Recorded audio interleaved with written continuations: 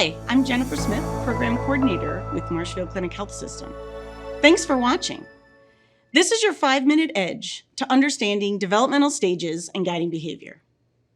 This video was made possible through a partnership between the Wisconsin After School Network and the Wisconsin Department of Public Instruction.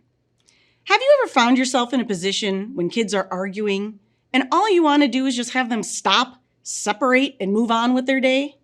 Me too. But even though it'd be easier on me as the adult, it's not really what's in the best interest of the kids we work with. Our job is to teach skills and understand what behaviors are developmentally appropriate. Sometimes the behaviors we see from kids that annoy us the most are completely expected. Here's a good example. 8 to 10-year-olds have friends, but they often argue. They are building relationship skills.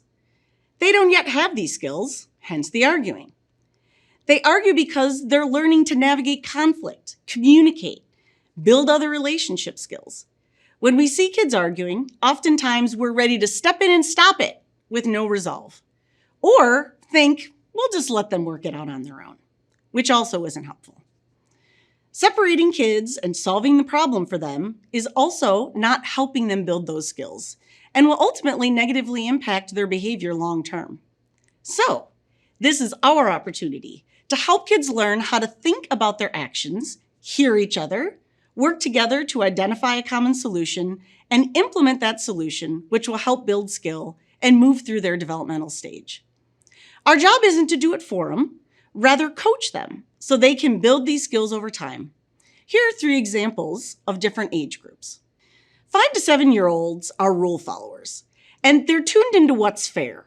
They're motivated by not getting in trouble, but not always understanding why they're being asked to do these things. They don't know they need to put their things away or how to do so. They might take something without asking or not offer to share, and they express their frustrations through action.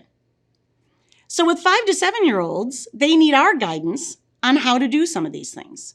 So first, let's take time to get down on their level so they can see eye to eye. Second, let's explain to them why we are asking them to do what we're asking them to do. Help them make those connections between their behaviors and the possible consequences.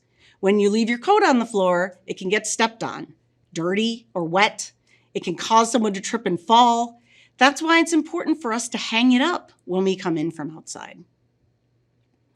Let's take a look at 8 to 10-year-olds. This age group is learning to build friendships, which sometimes results in lots of conflicts with their peers.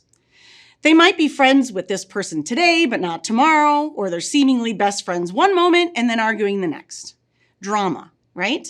So this is our opportunity to work with both parties, or more if it's a group, to sit down, share their perspectives, navigate the difficulty, but not solving it for them, and coach them on how they might do so in the future by communicating with each other. Let the conversation play out and continue to coach the kids based on what you're hearing if needed. Our goal is to let them navigate this on their own with guidance, but not solving it for them.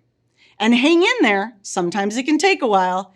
After all, they're learning how to do this. Be patient with them and yourself. Let's take a look at 11 to 13-year-olds, the tweeners and teens.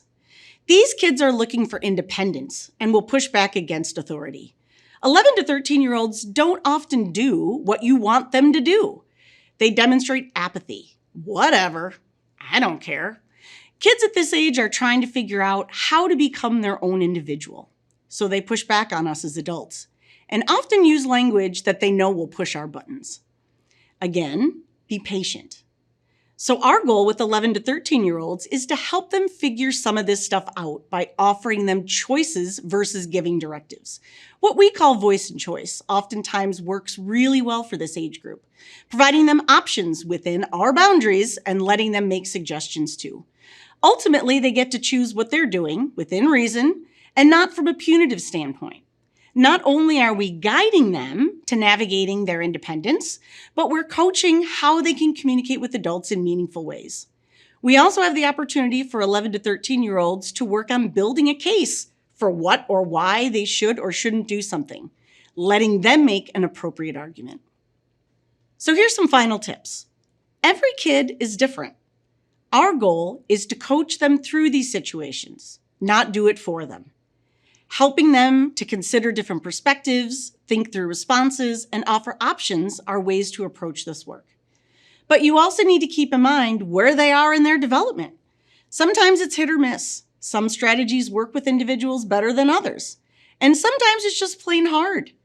Even though other options would be easier for you in some situations, like separating kids and sending them off with no resolve, you have to keep trying because the work you do with each one of your kids matters, and they are more prepared and successful because of it. This has been your 5-Minute Edge. Give it a try. And if you want a deeper dive, Guiding Children's Behavior in Out-of-School Time Programs is a great course for additional learning on this topic. You can find this course through the Wisconsin After School Network. Thanks for all you do for kids and families in the state of Wisconsin.